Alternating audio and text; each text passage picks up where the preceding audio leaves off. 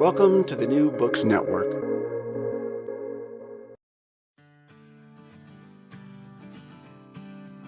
Hello and welcome to Madison's Notes.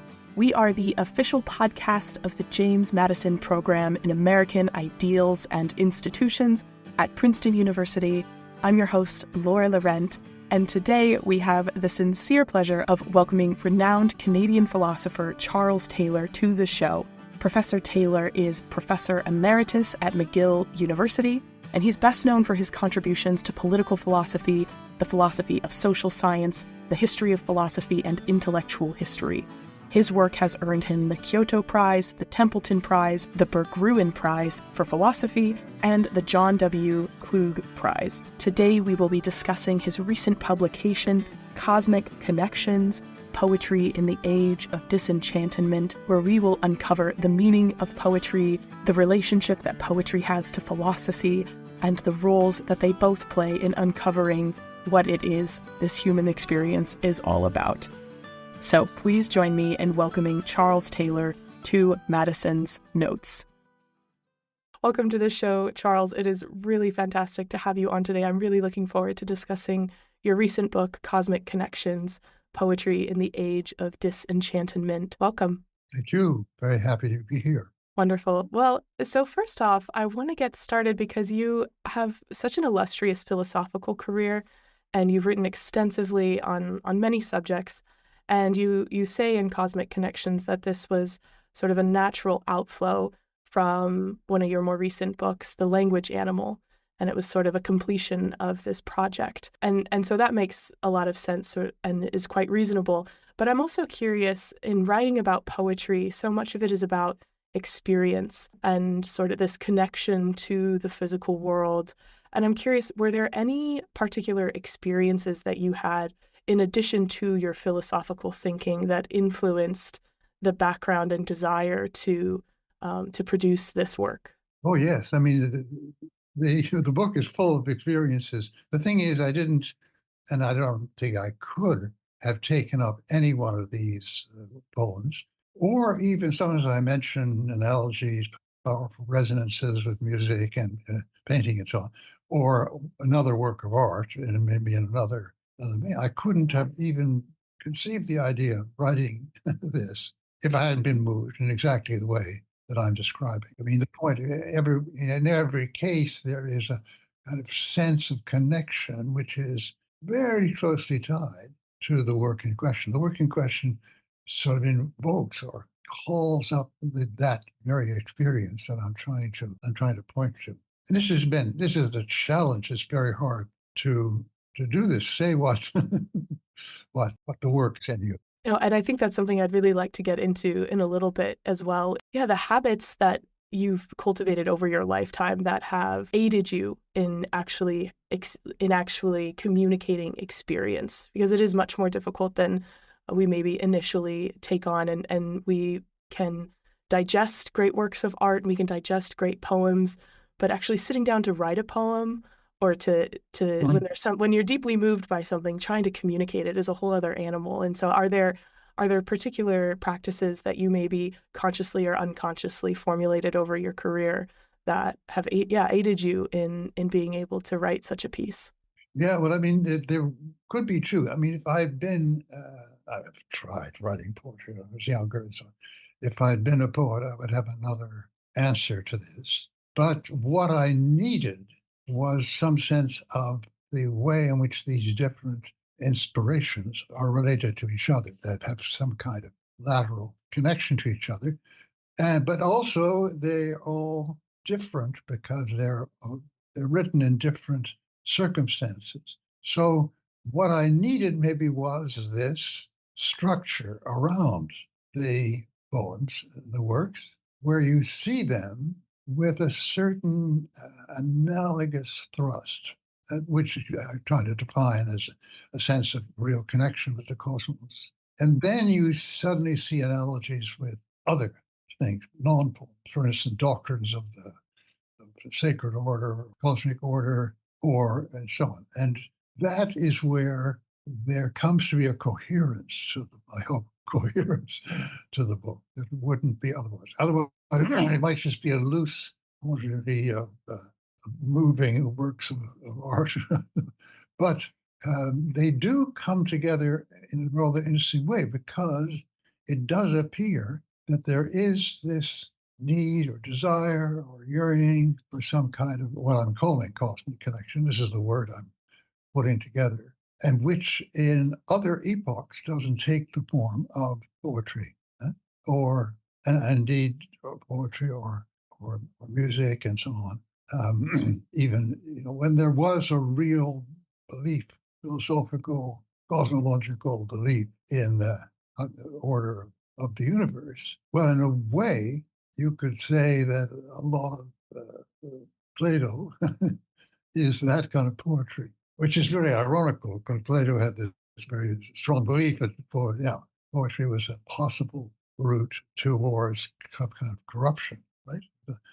Take you away from the purity. But we all recognize today when we read Plato that it's poetically moving in all sorts of ways, and the images of the pure essence and so on capture us very, very powerfully. But yeah, the idea is therefore that you can see these bits of poetry in the 19th century, let's say, in as parts of two kinds of whole, as parts of just writings understood poetically through the ages that in some way link you to the cosmos, in which case Plato would unwillingly be put into the book as another example. Or you can look at the continuity, strange continuity of our concern with connection to the cosmos and the way in which it flips its way of expressing itself from one kind of writing, one kind of thinking, which we call, for instance, philosophical, into another kind of thinking, which does something strange in relation to the philosophy that preceded it, because it doesn't claim to have the same authority. It doesn't claim to achieve the same thing, namely grasping what philosophically and scientifically we know to be the larger cosmic order. It kind of drops that and goes into a new kind of relationship, that of making alive in us a powerful sense of connection. And from this standpoint, we see the whole series of epochs and forms, right, from another central point, and we break with what was the major claim of our predecessors. But when you stand back from this, it does make sense as something that's accompanied us. So then I jumped even further ahead in the last chapter and said, look, if we think, for instance, of indigenous religions, there's something very, very different from the way we see it in the Bible book and the way we see it philosophically before. But somehow the hypothesis is put in the mind of the reader that there's some kind of need we have, but it can take very different forms. And so the flip from philosophical up to the 18th century to the poetic, or if you like, musical, poetic, musical, etc. Afterwards, the flip from thinking in terms of static, continuing orders to try to achieve this kind of reconnection through time, through history. All these are looked to some need in us, which can take these very different forms. Yeah, and I'm curious for our listeners and even for myself who haven't been able to participate in the fullness of the conversation that this book is adding to. Can you give us more context about the age of disenchantment and why you chose to start looking at poetry from the late 16th century in Germany, like what we consider the Romantic period going forward, and just how this disenchantment has really informed and perhaps changed the expression of what you claim is this universal desire for human connection to the cosmos? Yeah. Well, it's really the rise of modern natural science. So Galileo, Newton, of course, Newton is perhaps a really important figure here, because if you said cosmic order to people before the end of the 18th century. They would, if you, well, I'll go further. If you'd said cosmic order in the 16th century, yes, in the 1500s, 1600s, people would have thought of the great chain of being and so on, the regnant scientific, well, it could be called scientific, but what took the place of the highest science, highest philosophy at that time. If you move to the 19th century, I mean, after Newton, you said cosmic order, people would think Newton. that's our, it's the highest version of this, except that we are correcting it. And then as you move, you even move away, the connection to the cosmos moves away from the connection to continuing order to a connection rather with what we now think of as the cosmos, which is this vast movement in time and evolution, constantly changing. And so the sense of what you're connecting to is, if you ask people at these different periods, you get something extremely different as your answer. So in a way, it has to be, in another way also, it's science is tended to damp down because the way of connecting, the deeply emotional way of connecting, is different. There are people who are great scientists who do have this kind of powerful emotional connection. And I mean, someone like Einstein, but obviously in awe, right? Struck with it. So in that way, there's continuity. But there's lots of people who think of this kind of scientific understanding in a completely different light. They aren't moved by that, but they see the fantastic differences made to our lives. I mean, we live lives in which we can control so many things in the world, particularly things that threatened us before. And so that can easily take the center stage when we think of cosmic order. Yeah, I'm curious when thinking about philosophy and scientific thought versus poetry. Something you said earlier is that philosophy is the foreground of thought, and then poetry is something that happens afterwards. Whereas when I was reading your book, I was thinking poetry seems to be an expression of experience, and experience to me is like the first thing that happens, and then philosophy is the thought that can occur after an experience. And so therefore I kind of saw poetry as between experience and philosophy. And I'm just curious, why would you put poetry secondary to philosophy? And this opens up also a wider question of why is it that philosophy is unable to, or what is it limited by, in that it doesn't fully capture what it is you're trying to express, and how is poetry then in coming to philosophy's aid, and are they both needed? Is there something else on top of those two to create a full picture? And I know that's a massive question, so we can take it apart as well. Yeah, but I mean, we can take it apart this way, that some people do have a powerful emotional experience and linking experience when they even read Newton or in Einstein's case, work out some sense of what the best science is. They can have something like a powerful experience that we all know from cases where you stand before a really majestic scene or a very beautiful forest, deep forest scene. So we all know. Oh, no, some people are indeed deaf to that, or not, not interested in that. But most of us have today, contemporaries, have that. The thing is that we recognize that if we wanted to express why we're moved by all this, there's a level of expression. I mean, if you want somebody to know why you're moved by something, you can just say, look, look, look, look. But if that doesn't work, what happens? Well, then you try to give them a sense of what it is. And then you're right into the poetry and some, or it can be, painting, or it can be music. You're right into that, right?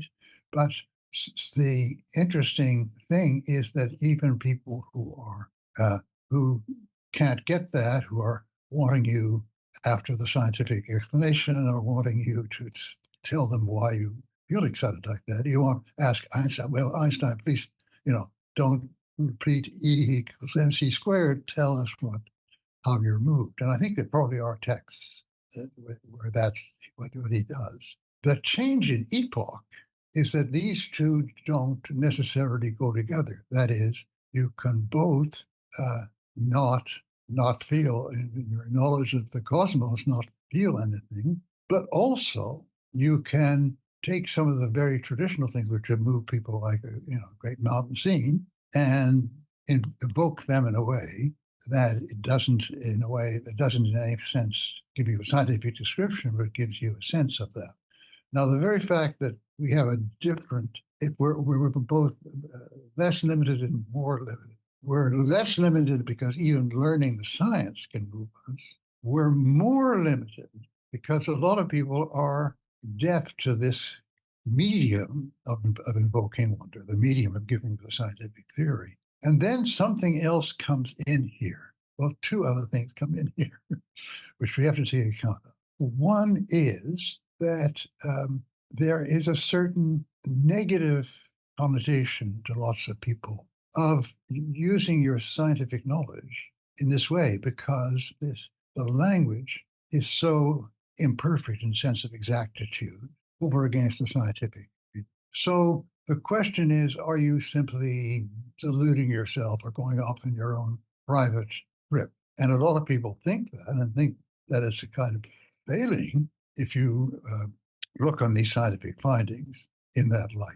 So there is this whole very powerful strand in our culture which says we've got to be exact, we've got to get it correct.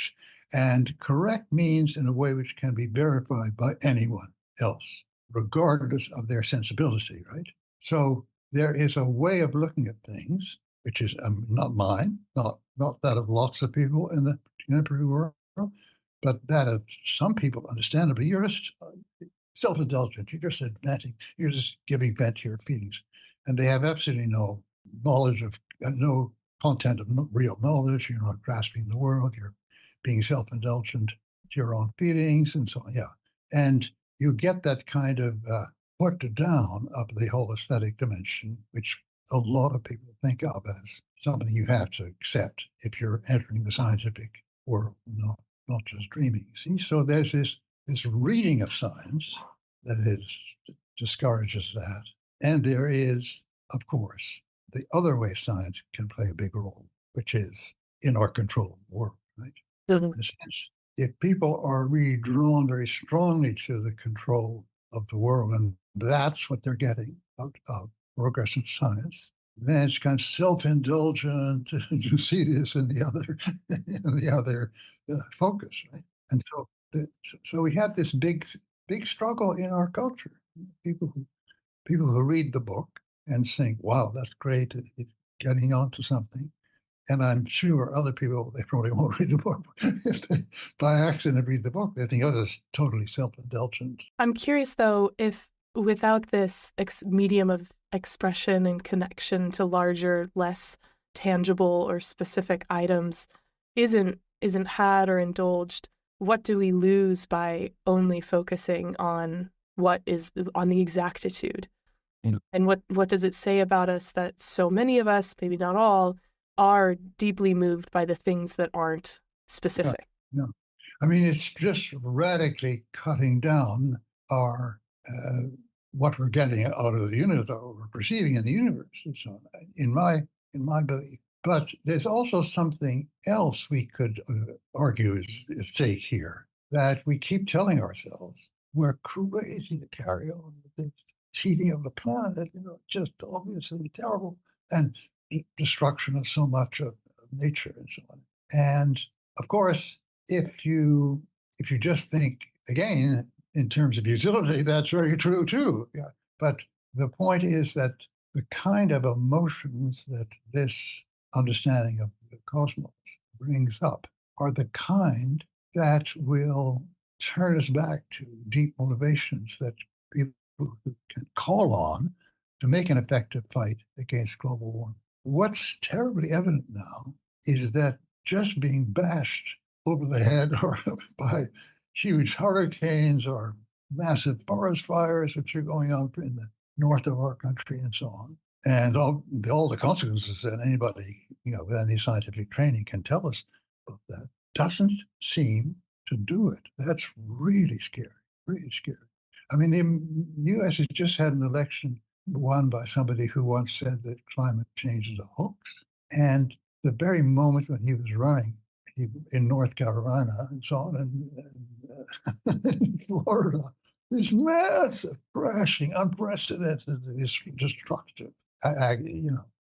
Paroxysm of nature was going on, and people somehow don't know. I don't know why. So he got away with getting elected when he showed his total incapacity to deal with the most important issue human beings face today.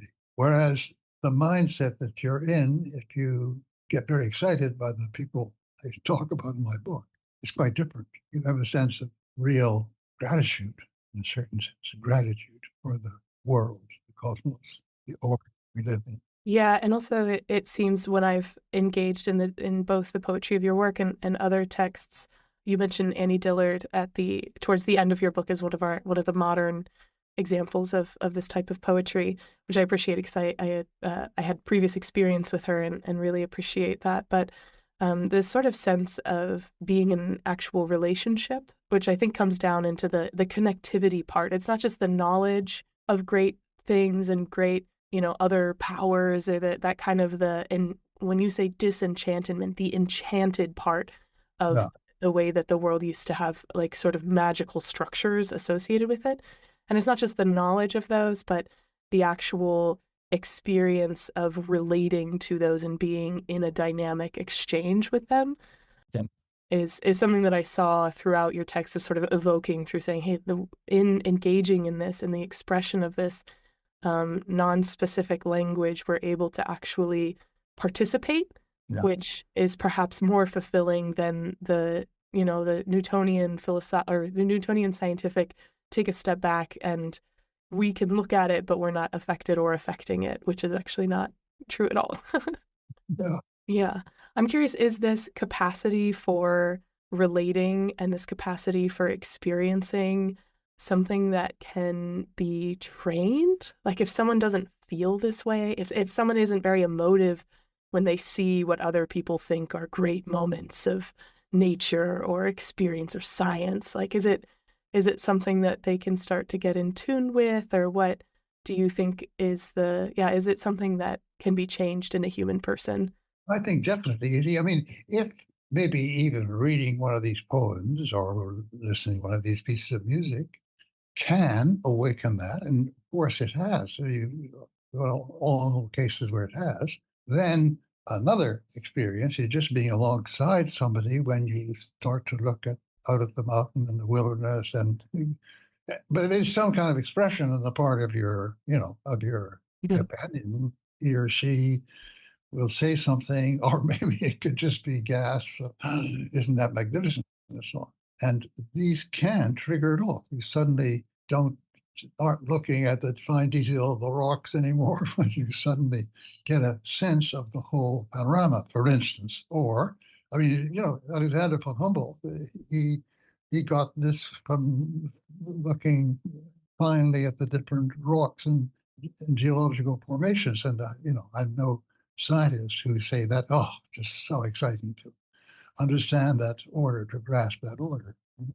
So it can be just somebody gasping beside you, yeah, or it can be going off into a great poem herself or himself, right? Or it can be just saying, just look.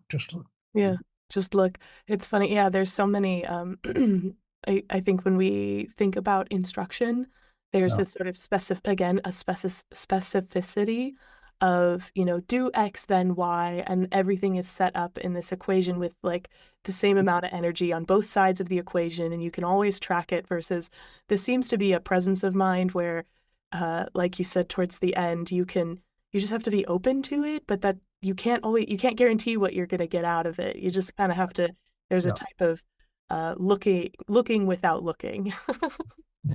right, right. Mm. As far as poetry and specifically, um, I want to push on it a little bit. Is the feeling of connection coming from this experience of the divine? When we read a great work of poetry, is it coming and we feel quite connected to it or moved by it? Do you think that it's an expression of our connection to the divine, or could it also be instead of that? Could it be just our connection to feeling as though we have co-participated with someone who's felt something similar, and it's more about the relationality between humans as opposed to the individual to the cosmic?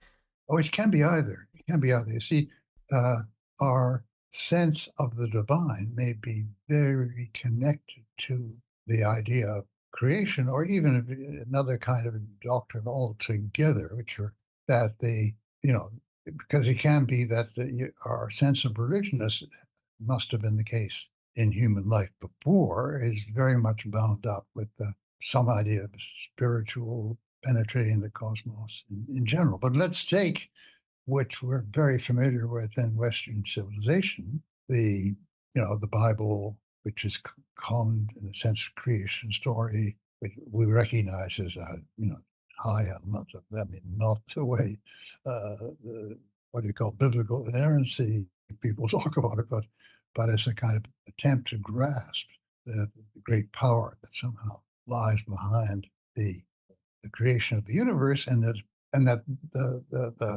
let's say the mark, the shadow, the original impact of that is still there to be experienced, right?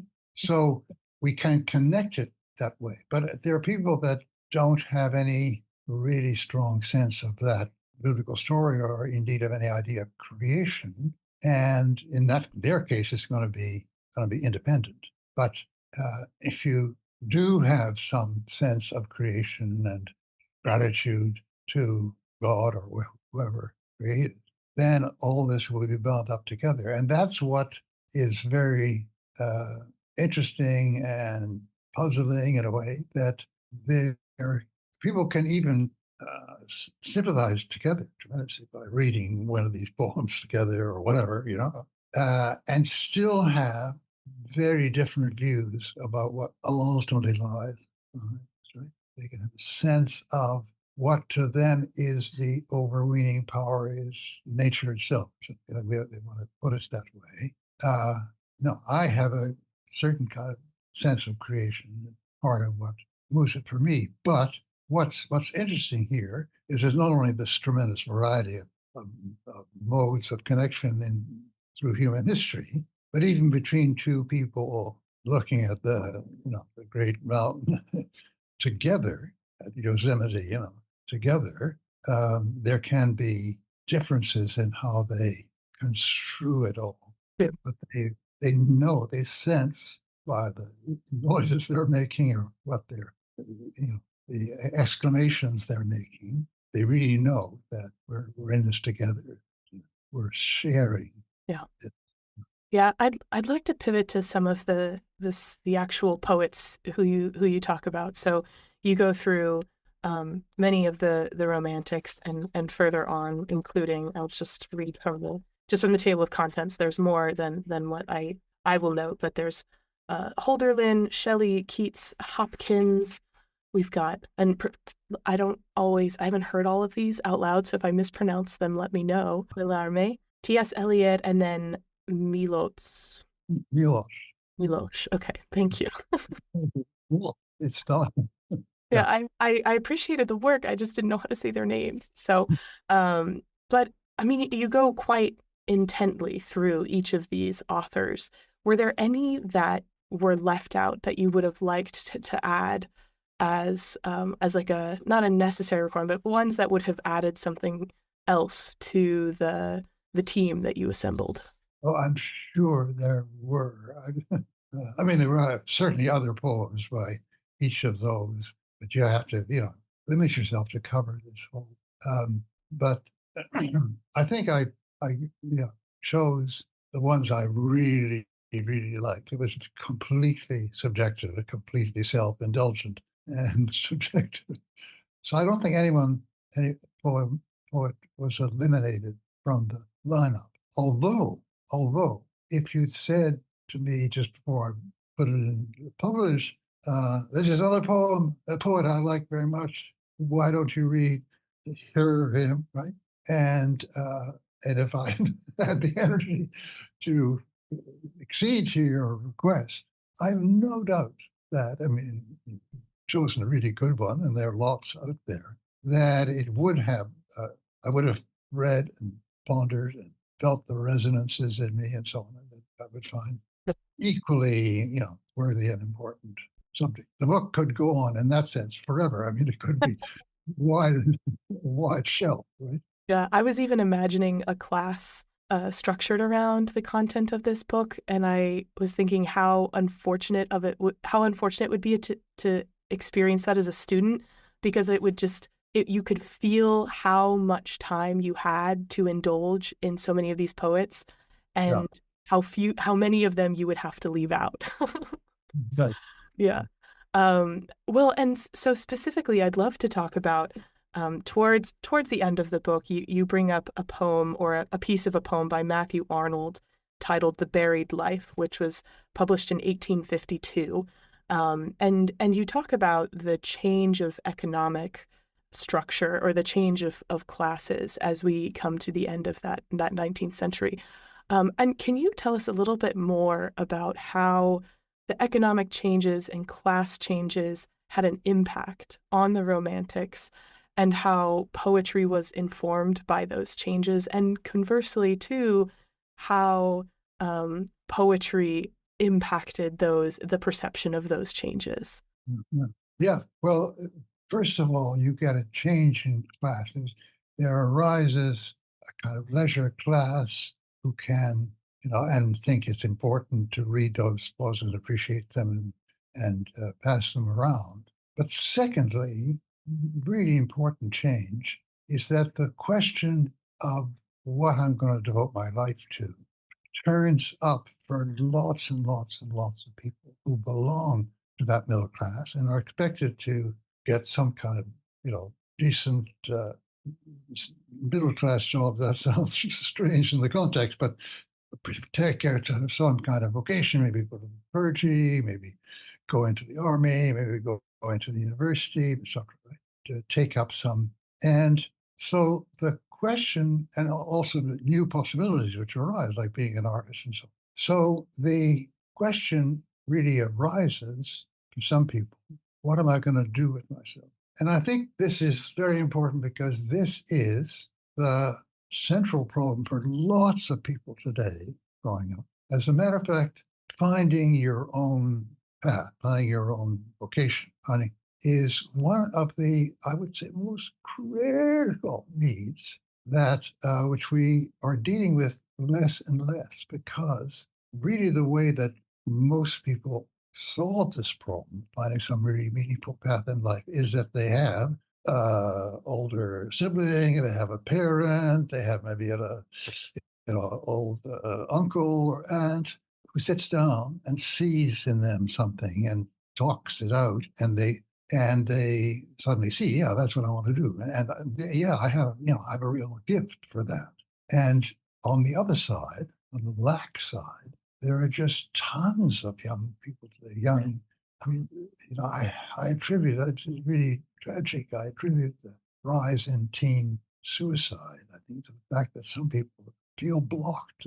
They feel this could be something important for me.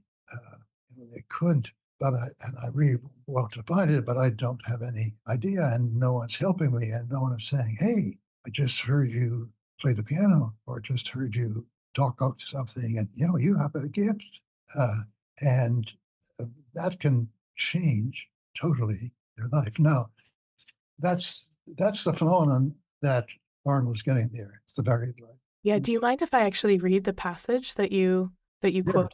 Yeah, so because I think it speaks to this ethos, and is part of the reason why I wanted to discuss it is I was like, oh, this sounds like today, and it's yeah. almost 200 years in the past. But yeah, so this is an excerpt from The Buried Life by Matthew Arnold. He says, "But often in the world's most crowded streets, but often in the din of strife, there rises an unspeakable desire after a knowledge of our buried life, a thirst to spend our fire and restless force in tracking out our true original course, a longing to inquire into the mystery of this heart which beats so wild, so deep in us, to know whence our lives come and where they go.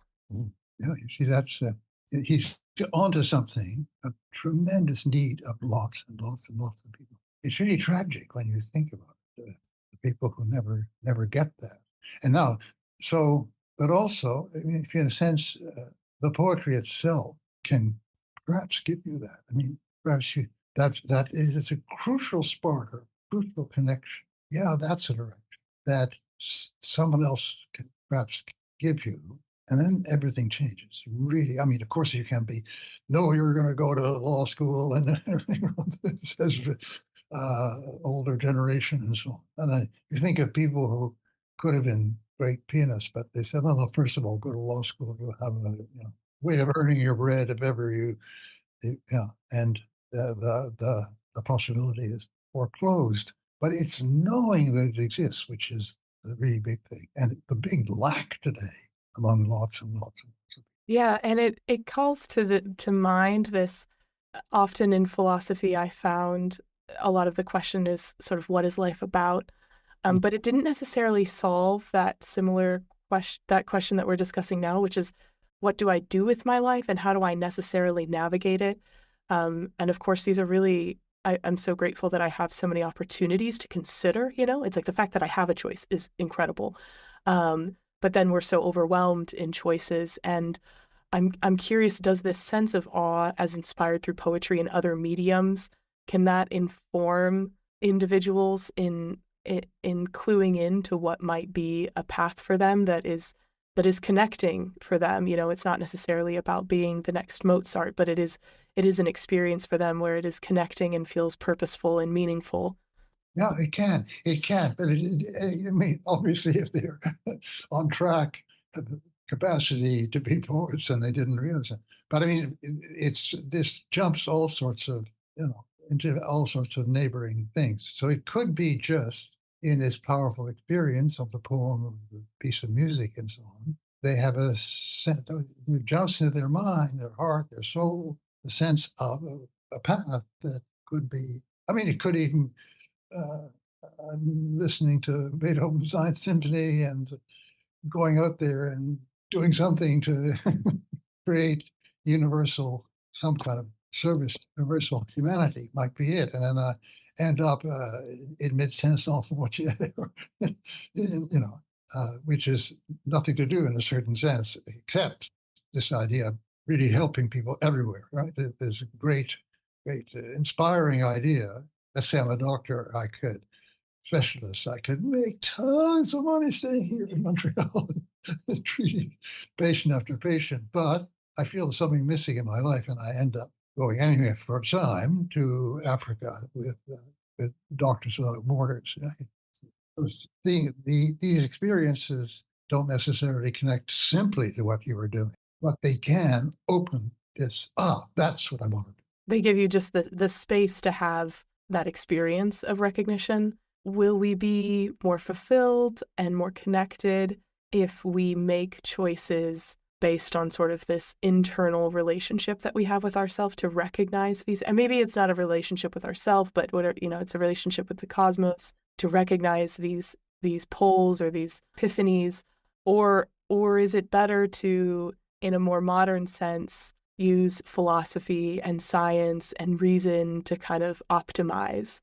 No, it has to be something that really inspires you deeply. And then, of course, knowing that there is such a thing as Doctors Without Borders, just there knowing these possibilities, suddenly it takes on an electricity that you didn't have before. But it's this kind of deep aesthetic, cosmic, or cosmic experience, which can, but it can also be that you love somebody very much, since your parents, an old uncle that you really, love and admire, and can just by his or her life point out these possibilities. And the point is, do you get grabbed by it? Do you get electrified by it? Do you get, seized by it?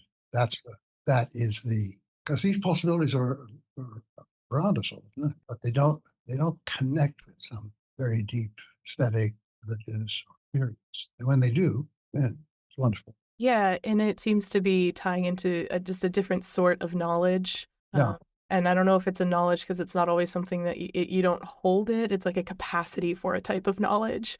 Uh, that's right. Something, yeah, you can get lit up by yeah. these experiences. Are, Yeah, and how does this play into your understanding of identity? Because you talk about this briefly, um, and I think identity is an important and interesting conversation that's happening both in a lot of like psychology realms, in the therapeutic realm, but also politically, and sort of how we relate to communities and ourselves. But you make the difference between sort of inherited commitments versus someone's ability to identify with a specific thing. And can you talk more about how you see identity in the context of this cosmic connection, and how it's informed by this cosmic connection? yeah. Well, you see, identity, your identity, how do you define your identity? Well, it's really things that are the most important, most vital for you. See? And it can be belonging to some group, can be finally practicing some kind of skill or creative activity. It can be, you know, it can be modeled on, as I say, your great uncle or something. It's all these things which, from the outside, could leave you, dead. I mean, not, and will leave some other people totally dead. But somehow, in, as you understand later, in combination with certain possibilities, capacities you had or had the makings of, and you know that ex post afterwards because you throw yourself into, well, becoming a doctor and going to, whatever, yeah. And you know by realizing that, yeah, that was it. But you get the pre-intuition. Now, identity is really the things about you, around you, that are the most important. And some people, being of the nationality they are, they're very strongly about that, being family they are, but being able to help in various ways that they didn't realize. All these things can be the triggers. And the really terribly important thing is to make sure and measure what's possible, that every kid somehow has a way of getting in contact with these possibilities, having that trigger. Well, This clues me in a little bit because I love McIntyre, and I read After Virtue in college, and it just sent me spiraling into so many yeah, interesting adventures that were brought about, sort of thinking about narrative and how identity is intertwined with this idea of self-narrative, almost of like the stories that we tell about ourselves. yeah, And particularly, I think we can see this also, though, in our previous comments about this lack of connection that many young people are feeling towards, what am I doing with my life? What should I do with my life? In that we have a lack of social narrative. And in fact, we have a lot of war kind of conflict on what our social narratives ought to be. And communities are just really distraught. We don't have very many elders who are storytellers, and we're sort of these narrative-based folks. And I know that you've been in relationship with Alistair McIntyre for forever, and so I'm just curious how you see sort of his philosophy of narratives intertwining with what you're presenting here in regards to identity oh specifically. yeah, no, I think his philosophy of narrative is absolutely you're right. I mean that narrative understanding is what you want. It's the kind of understanding you want. Narrative, not necessarily of what you already experienced, what you've been through, but narrative as a sense of what a possible connected life, its various stages would really make sense together, which is how you get uh, excited and seized by a certain direction before you embark on that. And it's that moment of the potential, that is a trigger, will be the trigger. Let's hope I mean, it can fail to be because you're just not, you don't respond to that. But even a very powerful aesthetic experience, a very powerful musical experience, it not necessarily the narrative is that you become a great pianist. No, it can be that you become precisely this doctor of the borders, right? It's something to do with the sense of inspiration you get from listening to Beethoven piano or what calls this kind of thing up, even in very vague form. But if you start on that kind of thing, can be another kind of service you can render later on. But you start on a path. You're energized to start on a path, and which turns out, maybe you make modifications on, which turns out to be when 50 or 40 people say, well, tell me what your identity is. So you would automatically say, well, identity fixed by the story that I've been trying to live. Yeah, that vision is important, and is there's so many places we could go to, but then it pulls into your comments on imagination and that ability to sort of project yourself into the future. But I'm just looking towards time, and I'm reflecting on the conversation we've had, which has been really enjoyable and also vague. If I were, an analytical philosopher listening to this podcast, I'd say, oh, there's a bunch of vague terms getting thrown around. But you yourself have done some really serious philosophical work. And how have you found the balance between communicating your work about this cosmic connection to philosophers and vice versa? And what is the reaction from the philosophical side been to this specific work, Cosmic Connections? Well, I mean, it's very hard because you struggle to articulate it. But the reaction has been immensely satisfying. I mean, I expected that book to be maybe picked up by a few people here and there, because there are people who pre-programmed, let's say, to be triggered off by this, lovers of poetry and so. But I'm sure there are a lot of philosophers who think this now, that there's all this kind of very subjective stuff. It's all very well, but it doesn't get you very far. Who will probably not read the book. But I'm tremendously surprised and gratified by how many of them were in the first category, and the ones in the second category I'll never hear about. Yeah, well, and I don't know, for my response to that hypothetical analytical person who says, oh, it won't get you very far, I'm like, but it will get you started. And that's the hardest part in the modern age with so many choices. Getting started is the hardest part. So I'm curious, what is something that has grasped you recently and has inspired you? Do you know the direction of your next project? You have one, and it doesn't have to be a next project, but even if it's just a moment that you felt that sort of tingle, that enlivening sense of cosmic connection, when was that for you? Oh, I mean, all the time. We have a place in the country not far from Montreal, yet it's constantly renewed. I mean, I've been living there since around 90, and I even got the idea of this book up there in the mountains, big forests and wolves and bears, all of these. And I got the idea there. Very different book. I wrote the chapter in Baudelaire first, but the idea of the book, some kind of vague idea, wouldn't match exactly what ended up. I got there. So it was really very, very autobiographical. Well, for as vague or different of a subject it might be, I really look forward to seeing its fullness if it comes to fruition. Well, Charles, thank you so much for coming on to today's episode of Madison's Notes. It's been a sincere pleasure. And for our listeners, I highly, highly recommend Cosmic Connections. Even if you're intimidated, pick it up, read a page or two. I'm convinced it will not disappoint. But thank you, Charles. Thank you for tuning in on today's episode of Madison's Notes. I hope you enjoyed listening as much as I enjoyed having this conversation. Now, make sure to like, subscribe, send this podcast to a friend or a foe, and of course, leave us some notes in the comments about what you think. I'm Laura Laurent, and this has been Madison's Notes.